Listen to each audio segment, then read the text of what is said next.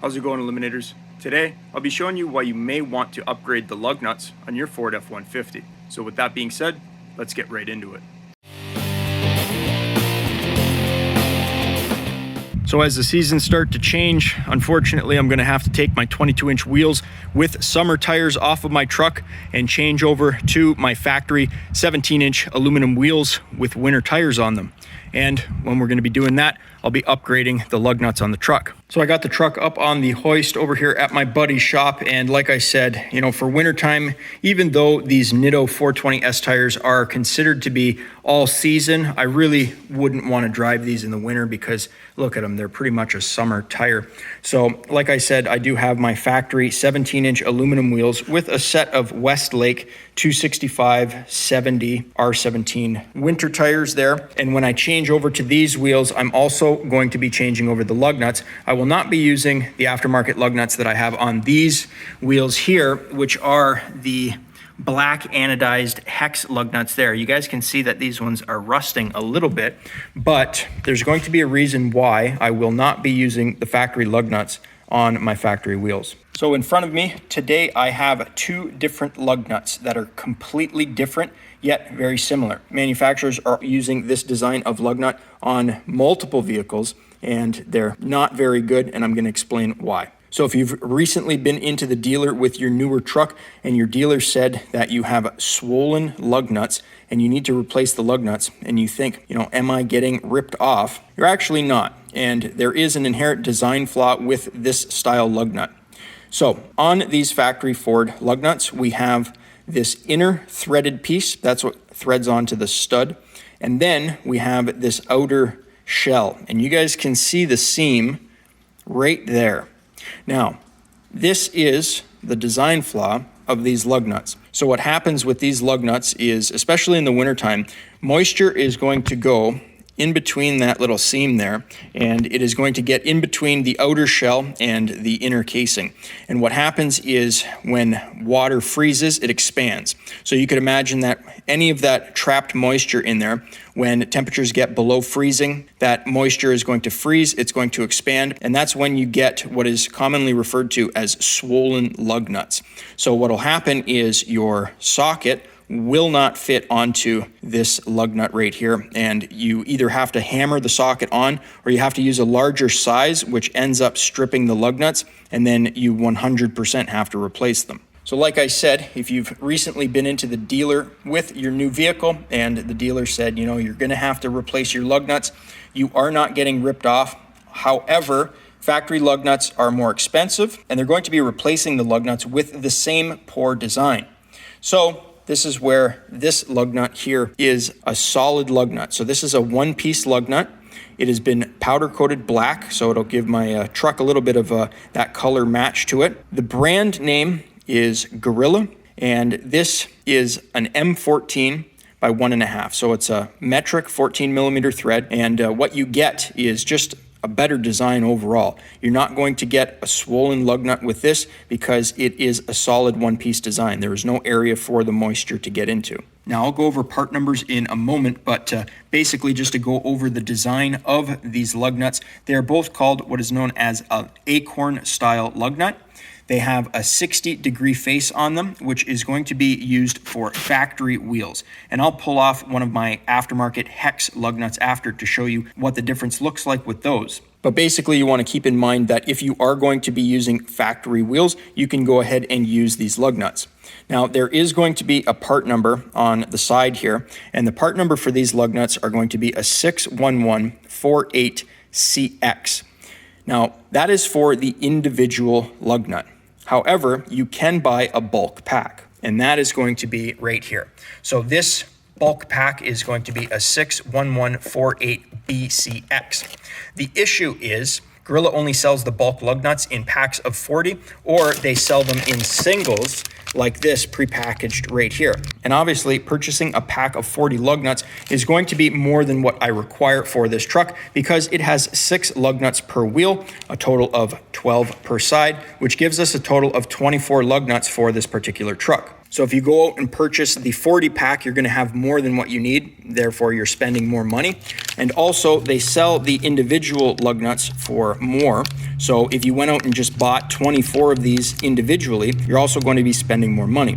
So what did I do? Well, I went to eBay and I used the part number, and then I just typed in 24 afterwards. So basically what the eBay vendors or resellers are doing is they're going out to Gorilla, they're buying the packages of 40, and then they're reselling them in packs of 24, or how many ever that your vehicle requires. So as I had mentioned, these Acorn style lug nuts here are going to be like physically larger. So if you do have an aftermarket set of wheels, they may not fit. You guys are going to see they're just far too big. And that's why on my aftermarket dub wheels here, I'm using the much smaller hex style lug nut that goes in and it goes deeper into the wheel.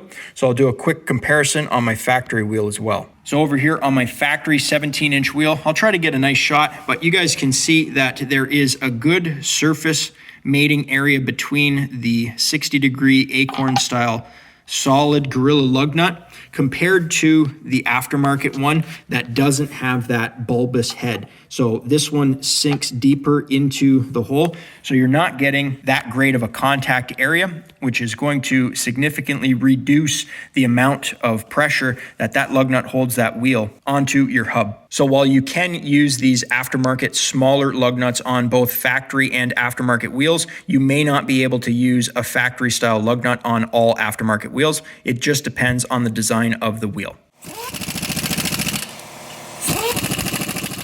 Now I should note that you can get these lug nuts in either black or chrome. I chose the black just to give my truck a little two-tone paint match theme. And it's very important that once you get the wheels tightened up, I'm going to go ahead and torque these on my 2019 Ford F150 to 150 foot-pounds. So I got the wheels and tires changed on my truck here, and with that we went ahead and upgraded to the solid one-piece lug nut. So I won't have to worry about the old factory lug nuts swelling. And believe it or not, there was actually a class action lawsuit launched against Ford back in 2017 because a lot of people were having issues with those lug nuts. They're having to replace them on, seemingly brand new vehicles. You shouldn't have to do something like that. However, they couldn't prove that the design of the lug nut is what was causing it to swell. Ford had argued that it was actually the use of impact guns and, the sockets deforming the outer shell. And the reason Ford says they like to use the two-piece lug nut design is because it prevents the outer chrome from becoming damaged and breaking away. Now, you guys haven't seen the truck since the last time I did a video on it, and since then, you guys are gonna notice some things have changed. One of the first things is going to be, I did a chrome delete on the front and the rear bumper. So basically I had three options to do that. The first one was going to be removing the bumper entirely and then, sandblasting it, taking it into a paint shop and having it paint matched.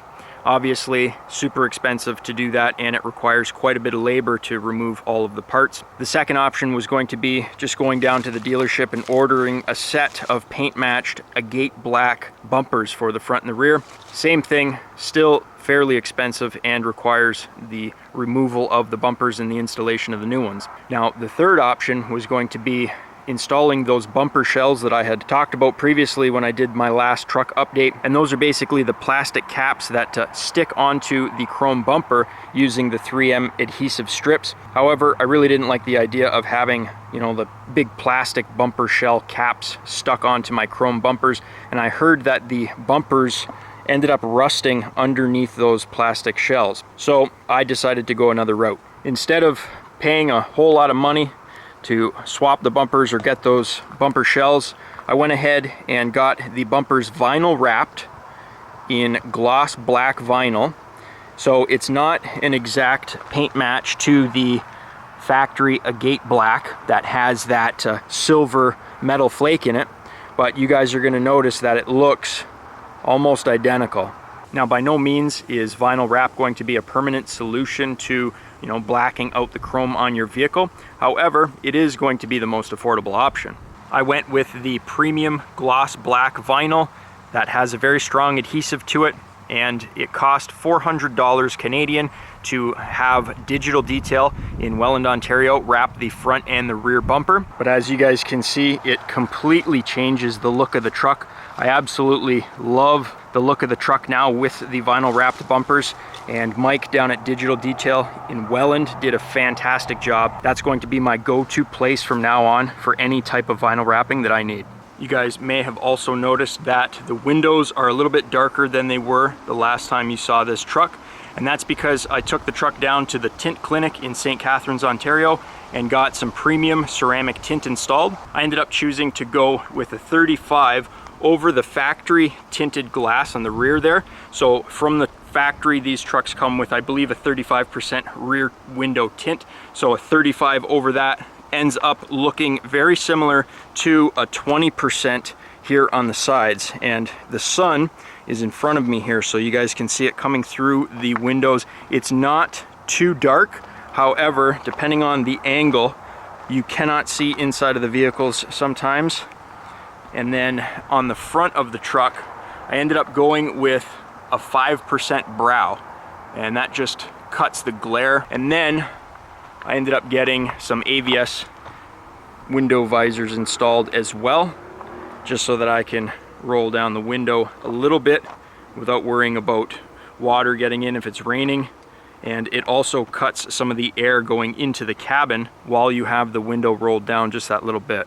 Now, I told you guys that I do have some truck videos lined up for the near future, and one of those videos is going to be me installing the Diode Dynamics switchbacks. So those are going to replace the front turn signals. I went ahead and used the Ford software program called ForScan just to change how the daytime running lights work on this truck. So instead of having my headlights on all the time, now only the front turn signals come on. So you guys will see the bright amber. Those are going to be replaced by the 6000K cool white from the Diode Dynamics switchbacks. And then when you activate the turn signal, they will flash in a nice amber orange. And as you guys can see, we're in the middle of getting our driveway upgraded here to concrete. So we've had it all dug out all the way down to the street.